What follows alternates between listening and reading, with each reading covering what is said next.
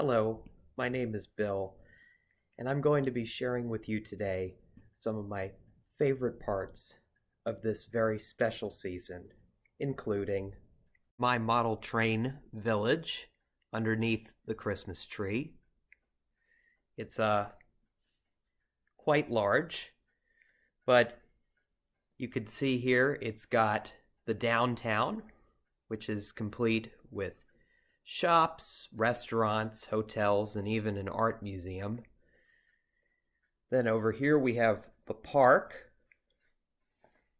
Back here we have Main Street. Then over here we've got the neighborhood.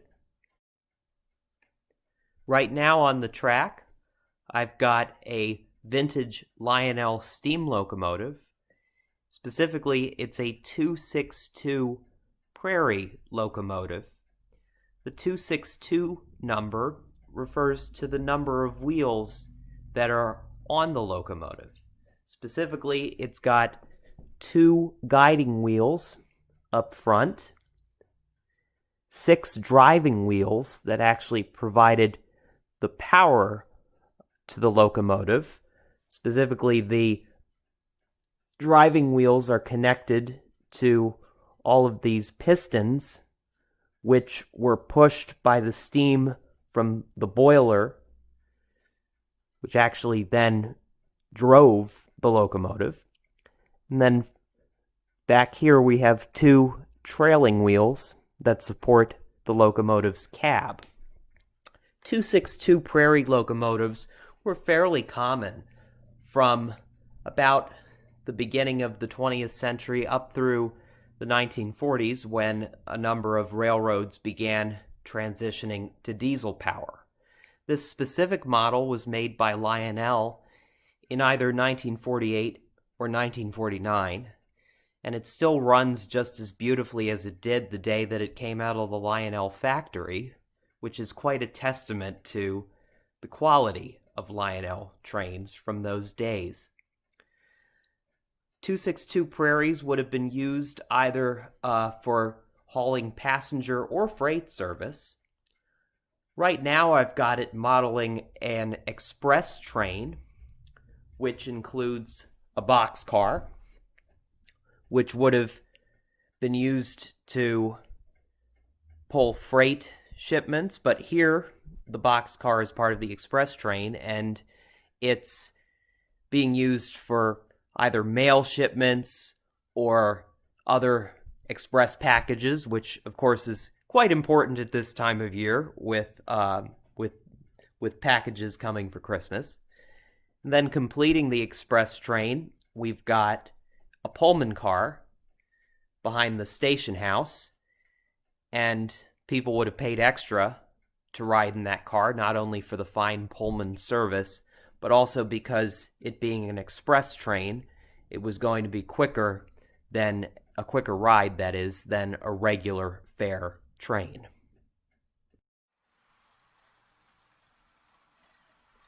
Now I've got the train running.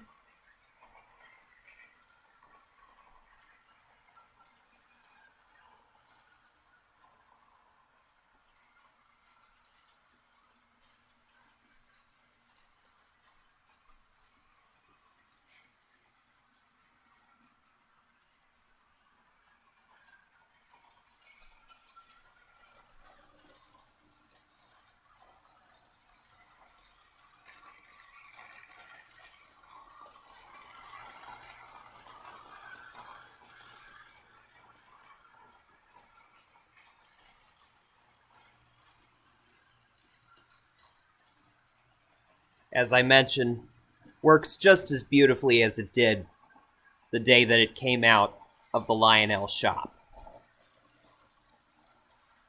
The boxcar and the Pullman car are also vintage Lionels from sometime in the 1940s or the 1950s.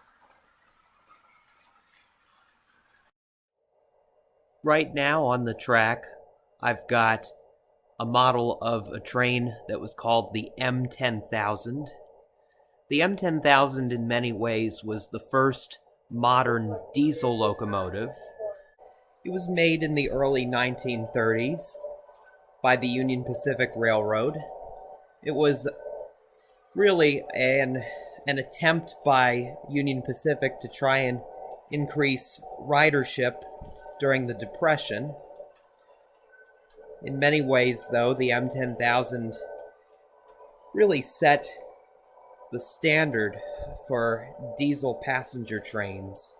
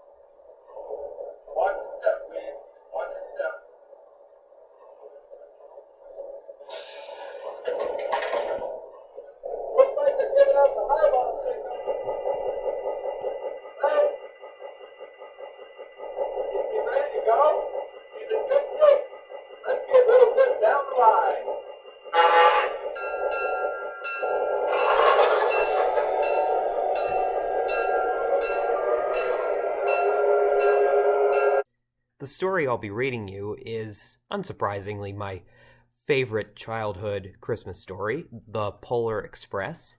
To help bring it to life, I'll be using my model train set.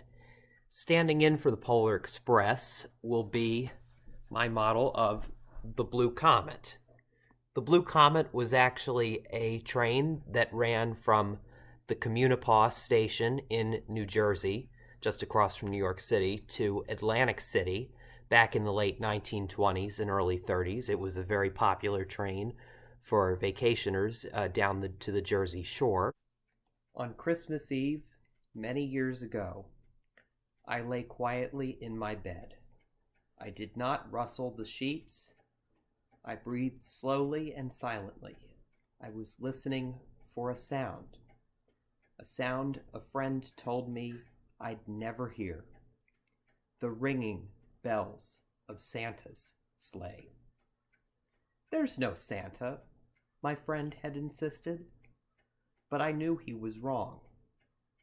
Late that night, I did hear sounds, though not the ringing of bells. From outside came the sounds of hissing steam and squeaking metal. I looked through my window and saw a train standing perfectly still in front of my house.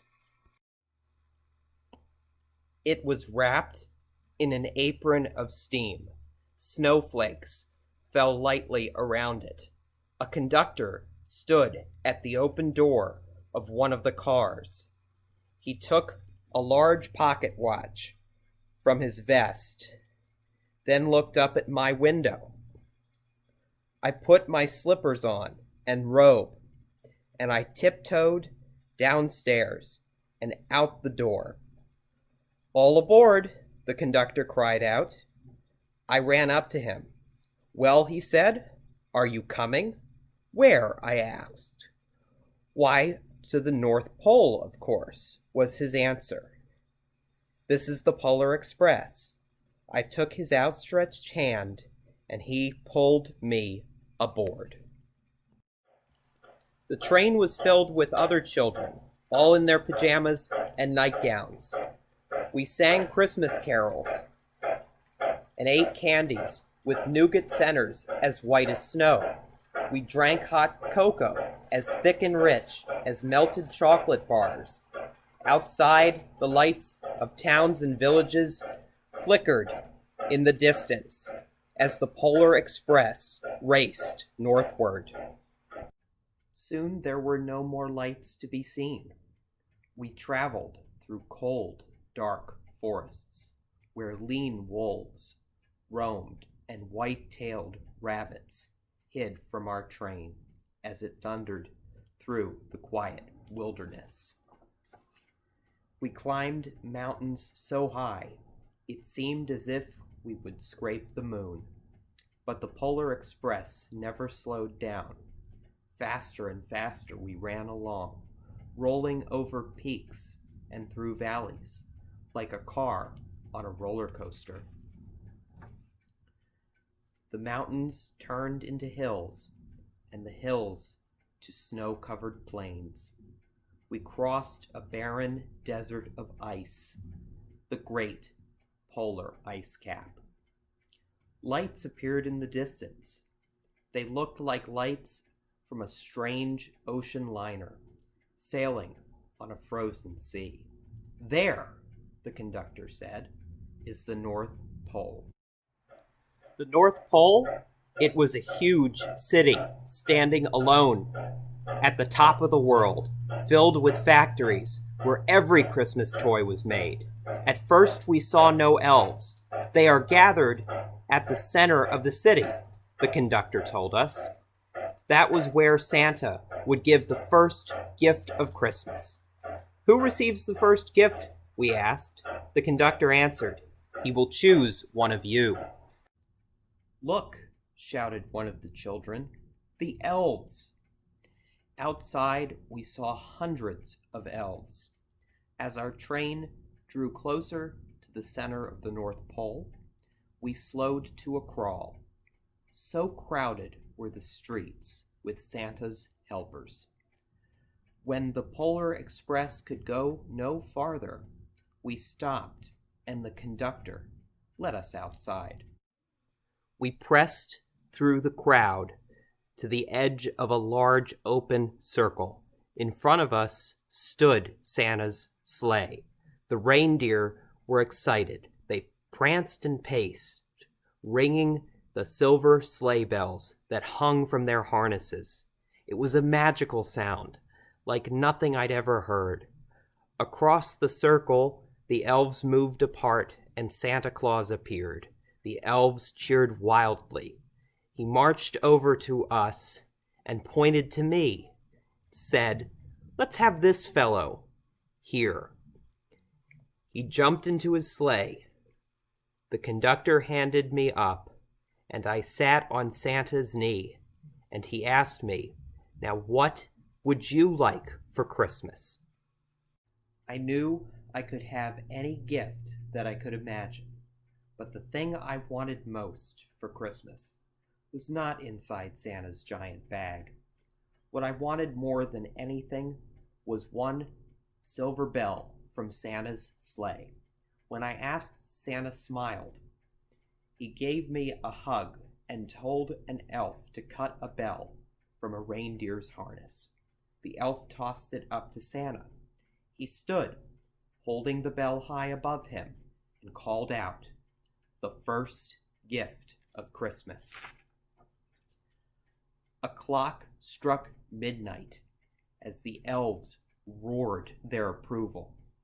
Santa handed the bell to me, and I put it in my bathrobe pocket.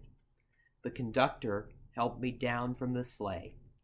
Santa shouted out the reindeers' names and cracked his whip.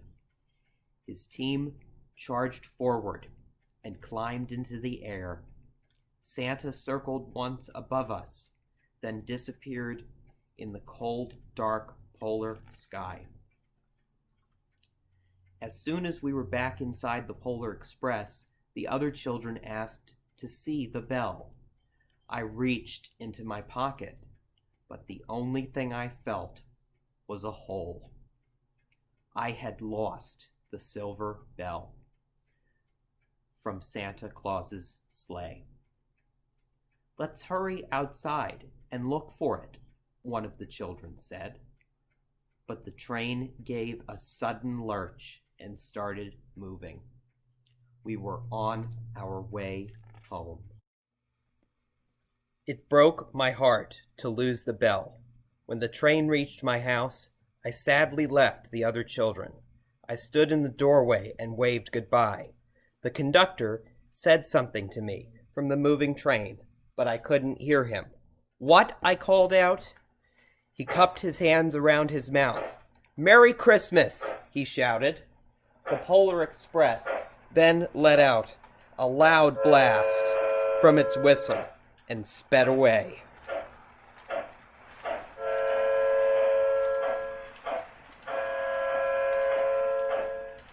On Christmas morning, my little sister Sarah and I opened our presents. When it looked as if everything had been unwrapped, Sarah found one last small box behind the tree. It had my name on it. Inside was the silver bell. There was a note. "Found this on the seat of my sleigh. Fix that hole in your pocket. Signed, Mr. C." I shook the bell. It made the most beautiful sound my sister and I had ever heard. But my mother said, "Oh, that's too bad." "Yes," said my father, "it's broken." When I'd shaken the bell, my parents had not heard a sound. At one time, most of my friends could hear the bell, but as the years passed, it fell silent for all of them. Even Sarah found one Christmas that she could no longer hear its sweet sound. Though I've grown old, the bell still rings for me, as it does for all who truly believe. I just want to wish you a very Merry Christmas and a happy and blessed New Year.